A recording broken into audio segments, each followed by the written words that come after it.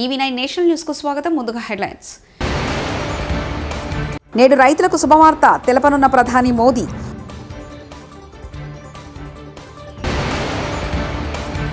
పదిహేనున ఉమ్మడి ఖమ్మం జిల్లా రైతాంగం చిరకాల వాంఛ నెరవేరబోతుంది. మంత్రి పొంగులేటి శ్రీనివాసరెడ్డి.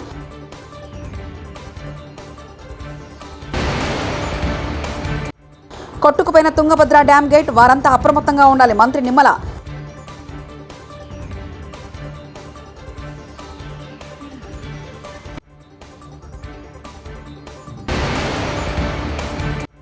ఏపీలో 160 దేవాలయాల పునర్నిర్మాణం. మంత్రి ఆనం.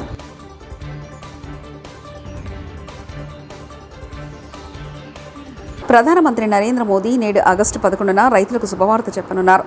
ఢిల్లీలోని ఇండియన్ అగ్రికల్చర్ రీసెర్చ్ ఇన్స్టిట్యూట్లో అధిక దిగుబడినిచ్చే 109 రకాల పంటల వంగడాలను ప్రధాని మోదీ విడుదల చేయనున్నారు.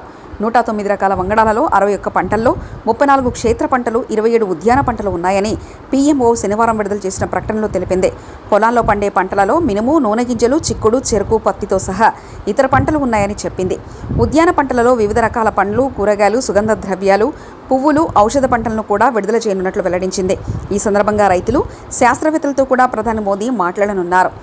ఖమ్మం జిల్లాలోని వైరాలో మంత్రులు ఉత్తమ్ కుమార్ రెడ్డి, పొంగులేటి శ్రీనివాసరెడ్డి పర్యటించారు.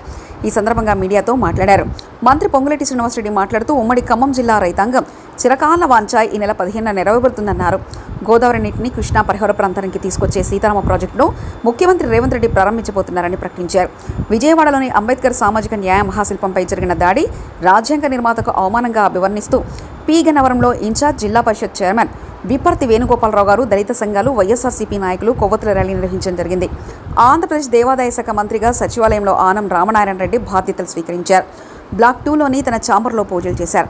ఈ సందర్భంగా వేద పండితులు ఆయనకు ఆశీర్వచనాలు ఇచ్చారు. ఏపీలో 160 దేవాలయాలను పునర్నిర్మించడానికి నిర్ణయించినట్లు మంత్రి ఆనం రామనారాయణ రెడ్డి పేర్కొన్నారు. సీఎం చంద్రబాబు ఆదేశంతో కృష్ణా గోదావరి సంగమం వద్ద జలహారతి తిరిగి కొనసాగించాలని నిర్ణయం తీసుకున్నట్లు చెప్పారు. ఈనాడు సుపరిపాలన వైపు ఆంధ్రప్రదేశ్ రాష్ట్ర ప్రభుత్వం ఎన్డీఏ కూటమి నాయకత్వంలో తెలుగుదేశం పార్టీ జాతీయ అధ్యక్షుడు, రాష్ట్ర ముఖ్యమంత్రిగా శ్రీ నారా చంద్రబాబు నాయుడు గారి నాయకత్వంలో ఈరోజు పరిపాలన ముందుకు సాగుతుంది. మేనిఫెస్టోలో ఇచ్చిన ప్రణాళికల మేరకు పనిచేస్తూ భక్తులకి, అలాగే భగవంతుని యొక్క ఆస్తులకు రక్షకులుగా పనిచేయడానికి మేము ఎప్పుడు సంసిద్ధులుగా ఉంటామని చెప్పడం ఈరోజు నా మొదటి బాధ్యత, నా కర్తవ్యం. గత ప్రభుత్వ పాలనలో తిరుమల నుండి ఉత్తరాంధ్రలో ఉన్నటువంటి అరసవిల్లి వరకు దేవుడు ఆస్తులను కూడా వదలని పరిస్థితులు అనేకం మీడియాలో మీరే ప్రచురించారు, మీరే అందరికీ చెప్పడం కూడా జరిగింది. ప్రభుత్వం కూడా ఎప్పటికప్పుడు నివేదికలు తెప్పించుకోవాల్సిన అవసరం ఉన్నా గత ప్రభుత్వం నిర్లక్ష్యం చేసింది. ఇప్పుడు మేము వచ్చినప్పటి నుంచి చిన్న వార్త వచ్చినా దాని మీద నివేదిక తీసుకుంటూ ఉన్నాం.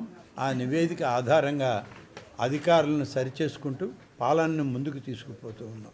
ప్రజాగళం, యువగళం ద్వారా వచ్చిన అనేక వినతుల్ని కూడా స్వీకరించి మా యొక్క శాఖ ద్వారా వాటిని సరిచేసుకుంటూ ముందుకు పోయేటువంటి కార్యక్రమంలో ఇవాళ దేవాదాయ శాఖ పనిచేస్తుంది. తిరుపతి ఆలయాలనే కాకుండా విడిపోయిన ఆంధ్రప్రదేశ్లో భద్రాచలం తెలంగాణ ప్రాంతానికి వెళ్ళాక మన ప్రాంతంలో శ్రీరామనవమి ఉత్సవాలకి రాముని యొక్క ఆశీస్సులు కావాలని చెప్పి ఆనాడు ఆలోచన చేసినటువంటి ముఖ్యమంత్రిగా చంద్రబాబు నాయుడు గారు కడప జిల్లాలో ఉన్నటువంటి ఒంటిమిట్ట ప్రాంతాన్ని ఎంపిక చేసి అది తిరుమల తిరుపతి దేవస్థానం యొక్క ఆలయాల అభివృద్ధిలోనే దీన్ని కూడా చేర్చి అభివృద్ధి చేయడం జరుగుతుంది. త్వరలోనే దేవాదాయ శాఖ కూడా అటువంటి పుణ్యక్షేత్రాలన్నింటినీ ఒకసారి పరిశీలన చేసి ఎక్కడైనా ఇంకా సరిచేయవలసినవి ఏమైనా ఉన్నా వాటన్నిటినీ కూడా సరిచేస్తూ పవిత్రతకి ఎలాంటి భంగం కలగకుండా వాటిని మరింత ముందుకు తీసుకువెళ్ళే కార్యక్రమం చేయడం జరుగుతుంది.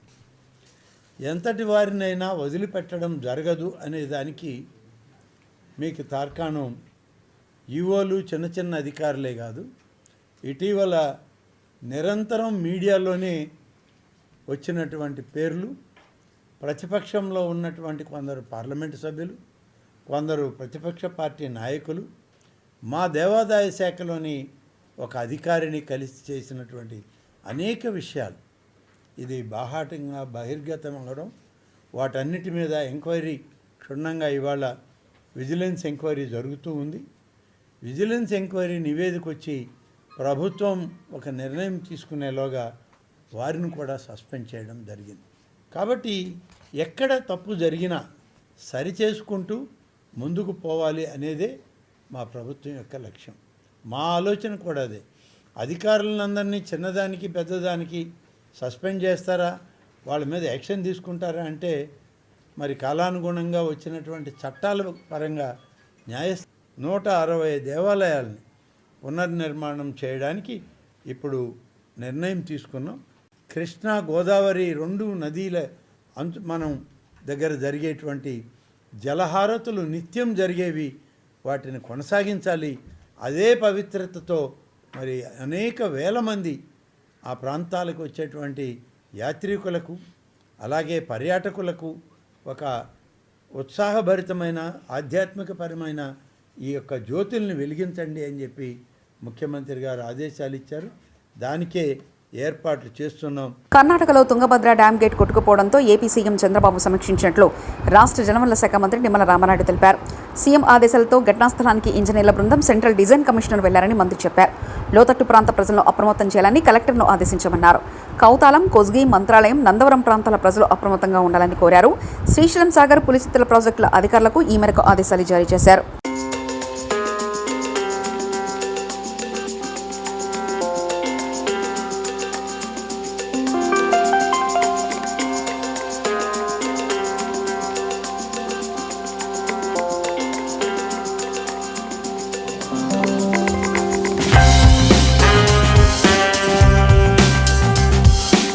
టీఎంసీల నీటి నిల్వ సామర్థ్యం కలిగినటువంటి తుంగభద్ర ప్రాజెక్టుకి సంబంధించినటువంటి మొత్తం 33 గేట్లలో 19వ గేటు రాత్రి సుమారు 11 గంటల సమయానికి కొట్టుకుపోయినటువంటి పరిస్థితుల్లో మన ముఖ్యమంత్రి చంద్రబాబు నాయుడు గారు వెంటనే స్పందించి వెంటనే జలవనరుల శాఖ మంత్రిగా నాతో, అదేవిధంగా మా కార్యదర్శి, మా ఈఎన్సీ, ఇంజనీరింగ్ అధికారులందరితో కూడా ఆయన సమీక్ష జరిపి కర్ణాటక అధికారులతోటి మరి సమన్వయం ఎప్పటికప్పుడు చేసుకుంటూ అందులో భాగంగా పర్టికులర్గా ఏదైతే ఈ యొక్క గేట్స్ అమరికలో అత్యంత నిపుణత కలిగినటువంటి కన్నమనాయుడు గారు మొన్న పోలవరం ప్రాజెక్టు ఆ గేట్ల అమరికలో కూడా ఆయన కీలకంగా వ్యవహరించిన వ్యక్తి.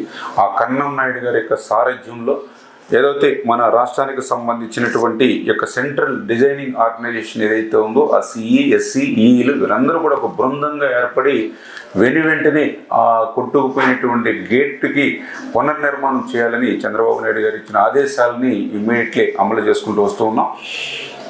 ఏదైతే ఈ యొక్క తుంగభద్ర ప్రాజెక్టు పురాతన ప్రాజెక్టు కావడం వల్ల ఈ యొక్క గేట్కి ఇటువంటి సమస్య వచ్చినప్పుడు ఏదైతే స్టాప్ లాక్ గేట్స్ దీనికి ఆల్టర్నేటివ్ లేకపోవడం వల్ల ఈరోజు 30,000 క్యూసెక్కుల నీరు వరకు కూడా ఆ యొక్క కొట్టుకుపోయిన గేట్ నుంచి కిందకి పోతున్నటువంటి పరిస్థితి. అయితే ఒక్క గేట్ నుంచి ఇంత నీరు పోతే మిగిలిన గేట్స్ కూడా ప్రెషర్ ఏర్పడుతుందనే ఉద్దేశంతో, అదేవిధంగా మళ్ళీ కొట్టుకుపోయినటువంటి గేటు స్థానంలో మరొక గేటుని ఏర్పాటు చేయాలి కాబట్టి నీటిని కూడా తగ్గించాలనే ఉద్దేశంతో 90,000 క్యూసెక్కుల నీరు వరకు కూడా క్రిందకి వదులుతున్నామని చెప్పేసి సంబంధిత ప్రాజెక్టు అధికారులు కూడా చెప్పడం జరుగుతూ ఉంది. ఏదైతే ఈ యొక్క కొట్టుకుపోయినటువంటి గేట్ సైజు చూస్తే 60 అడుగులు ఇంటూ 20 అడుగులు. అయితే అంత గేట్ని మనం ఇమీడియట్లీ స్టాప్ లాక్ గేట్గా మనం తయారు చేసి పెట్టలేం కాబట్టి దాన్ని ఇప్పుడు 60 ఇంటూ 4 అడుగులు అంటే 5 గేట్లుగా చేసి ఆ స్టాప్ లాక్ గేట్స్గా దాన్ని ఆల్టర్నేటివ్గా అరేంజ్ చేసి కంట్రోల్ చేస్తామని చెప్పేసి అధికారులు చెప్పడం జరిగింది. దీనివల్ల ప్రస్తుతానికి అంతగా, ఎందుకంటే ఏదైతే క్రింద ఈ ప్రాజెక్టుకి క్రింద ఉన్నటువంటి ఏదైతే కర్నూలు, కడప, అనంతపూర్ అంటే ఏదైతే హై లెవెల్ కెనాల్, లో లెవెల్ కెనాల్, కేసీ కెనాల్కి సంబంధించిన ఆయకట్లు ఏవైతే ఉన్నాయో ఇమ్మీడియట్లీ ఇప్పుడు అంత వాటర్ ఇబ్బంది అయితే ఉండదు. ఎందుకంటే ఏదైతే దీని యొక్క తుంగభద్ర ఫుల్ కెపాసిటీ 1633 అడుగుల వరకు, కానీ దీని యొక్క కెనాల్స్ చూసినట్లయితే 1585 లెవెల్కే కెనాల్స్కి వాటర్ వెళ్తుంది కాబట్టి ప్రస్తుతానికైతే త్రాగునీరుకి కానీ సాగునీరుకి కానీ మనకున్నటువంటి జిల్లాలకి సమస్య లేకపోయినప్పటికీ ఈ యొక్క నీటిని నిల్వ చేసుకునేటువంటి సామర్థ్యం తగ్గిపోతుంది కాబట్టి, అంటే 105 టీఎంసీల నుంచి 50-40 టీఎంసీలకు వచ్చేస్తుంది కాబట్టి ఫ్యూచర్లో ప్రాబ్లం వస్తుంది. కాబట్టి ఈ స్టాప్ వర్క్ లాక్ గేట్స్ ఏవైతే ఉన్నాయో ఇది ఒక 2-3 డేస్లోనే ఇది కంప్లీట్ చేసుకుని, రేపు ఫోర్కాస్ట్ కూడా చూస్తే ఆగస్టు 15 తర్వాత మళ్ళీ వర్షాలు వచ్చి మళ్ళీ ఇన్ఫ్లో కూడా ఈ తుంగభద్రకు వస్తుంది. కాబట్టి ఈ ఆగస్టులోనే మళ్ళీ 105 టీఎంసీల నీటిని కూడా నిల్వ చేసుకునేటువంటి అవకాశం ఉందని చెప్పేసి అధికారులు కూడా ముఖ్యమంత్రి గారితో సమీక్షలో కూడా చెప్పడం జరిగింది. ఖచ్చితంగా ఇవన్నీ కూడా ఒక టీం వర్క్గా యుద్ధ ప్రాతిపదికన ఎప్పటికప్పుడు రివ్యూ చేసుకుంటూ క్లోజ్ మానిటరింగ్ చేసుకుంటూ వెళ్తామని చెప్పి తెలియజేసుకుంటూ, ఎందుకైనా ముందు జాగ్రత్త చర్యలుగా అక్కడ కర్నూలు కలెక్టర్ గారితో, అదేవిధంగా ఆ యొక్క ప్రాజెక్టు కింద ఉన్నటువంటి ఏదైతే కౌతాలం, కోసింగి, మంత్రాలయం, నందవరం ఏదైతే మండలాలు ఉన్నాయో వారి ప్రజలందరినీ కూడా కొంత అప్రమత్తంగా ఉండడం, అదేవిధంగా ఏదైతే ఈ క్రింద శ్రీశైలం, నాగార్జున సాగర్, పులిచింతల అంటే ప్రస్తుతానికి ఏ ఇబ్బంది లేకపోయినప్పటికీ కూడా అప్రమత్తంగా ఉండమని అక్కడ ఉండేటువంటి ప్రజలు కానీ ఇక్కడ ఉండేటువంటి డ్యాములకు సంబంధించిన అధికారులను కూడా హెచ్చరించడం లేదు. ఓవైపు జర్నలిస్టుల ఆకలి చావులు, మరోవైపు అదే జర్నలిస్టులకు ఆర్టీసీ బస్సులో అవమానాలు. బస్ పాస్లపై ఆర్టీసీ డ్రైవర్ కండక్టర్ అహంకారానికి పరాకాష్ట. హనుమకొండలో ఒక జర్నలిస్ట్ సోదరుడు యోగి చనిపోతే అంత్యక్రియల కోసం జనగామకు వెళ్తున్న జర్నలిస్టులను దిగిపోమంటూ వార్నింగ్ ఇచ్చిన కండక్టర్. ఒక బస్సులో 4 జర్నలిస్టుల మిత్రులు ఎక్కగా ఇంకా ఎంతమంది వస్తారంటూ గొడవ పెట్టుకున్న ఆర్టీసీ డ్రైవర్ కండక్టర్. డ్యూటీలో లేకుంటే నీ సంగతి చూసేవాడినంటూ ఎవరికి చెప్పుకుంటావో చెప్పుకో అంటూ జర్నలిస్టులను బెదిరించిన కండక్టర్. అరే వీడు పాస్ గుంజుకొని డిపోలో అప్పచెప్పు, అక్కడ మాట్లాడుకుందామంటూ బెదిరింపులు. జర్నలిస్ట్పై దురుసుగా ప్రవర్తించిన జనగామ డిపో ఆర్టీసీ డ్రైవర్ కండక్టర్పై చర్యలు తీసుకోవాలని జర్నలిస్ట్ సంఘాలు డిమాండ్ చేస్తున్నాయి.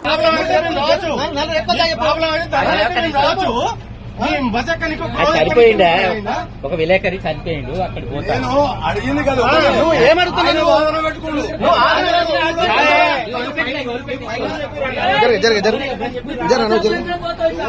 చెప్పన్నా చెప్పు. నువ్వు నలుగురు ఎక్కువ చెప్పు. నువ్వు ఆర్గ్యుమెంట్ పాస్ ఎందుకు గుంజుకుంటావు? నువ్వు పాస్ ఎందుకు గుంజుకుంటావు చెప్పు. నువ్వు పాస్ ఎందుకు గుంజుకుంటావు? ఎవరికి ఇవ్వన్నావు పాసు? ఎవరి దగ్గర పెడతావు పాస్? ఎవరికి ఇవ్వన్నావు పాస్? గుంజుకొని ఎవరి దగ్గర పెడతావు? నువ్వు ఎక్కువద్దా? నలుగురు కంటే ఎక్కువద్దా? నలుగురు ఎక్కువద్దా జర్నలిస్టులు?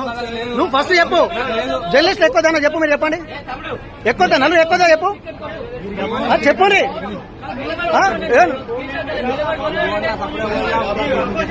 చెప్తా అంత పోతుంది ఆగు. నువ్వు పెట్టుకుంటా కదా పెట్టుకుంటా. మీరు నిన్న మీ కండక్టర్ గురించి ఏమో మేము మాట్లాడాలి. మీ కండక్టర్ గురించి ఏమో మేము మాట్లాడాల్సి వస్తుంది.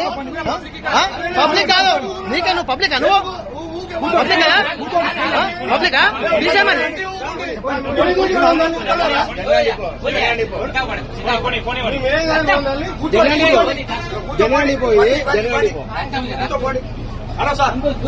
మీ జనగం డిపో అవుతారు. మీ జనగాలు మీ కండక్టర్ అయితేనే మేము వచ్చాము. భద్రాద్రి కొత్తగూడెం జిల్లా సారపాకలో ఈఎస్ఐ హాస్పిటల్ గురించి ప్రధానంగా ప్రస్తావించగా ఎమ్మెల్యే పాయం వెంకటేశ్వర్లు కలెక్టర్తో మాట్లాడి ఈఎస్ఐ హాస్పిటల్కు స్థలం ఏర్పాటు చేయించి ఈఎస్ఐ హాస్పిటల్ కట్టించే బాధ్యత నాది అని ఎమ్మెల్యే పాయం హామీ ఇచ్చారు. క్యాన్సర్ స్క్రీనింగ్ టెస్టులను ఇక్కడ ప్రజలకు ఐటీసీ ద్వారా ఉచితంగా చేయాలని స్థానిక ప్రజలు కోరడం జరిగింది.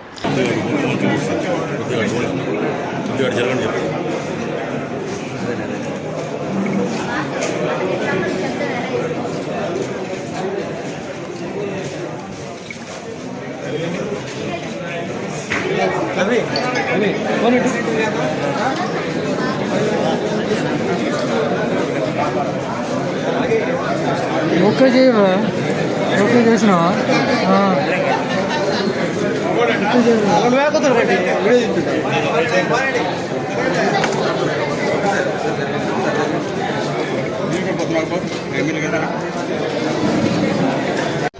ఎంతోమంది ఎమ్మెల్యేలు వస్తున్నారు. గతం నుంచి ఎప్పటి నుంచి జరుగుతుంది. ఐటీసీ ఒకటి పర్మనెంట్ సొల్యూషన్ డిస్పెన్సరీ అనేది పబ్లిక్ కూడా ఏర్పాటు చేయాలి సార్.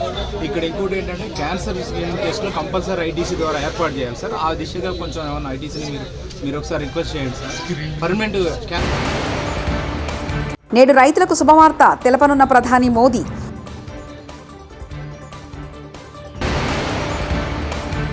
పదిహేనున ఉమ్మడి ఖమ్మం జిల్లా రైతాంగం చిరకాల వాంఛ నెరవేరబోతుంది. మంత్రి పొంగులేటి శ్రీనివాసరెడ్డి.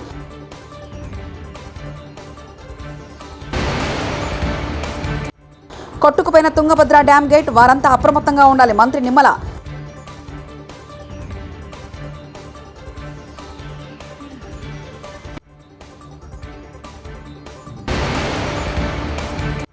ఏపీలో 160 దేవాలయాల పునర్నిర్మాణం. మంత్రి ఆనం.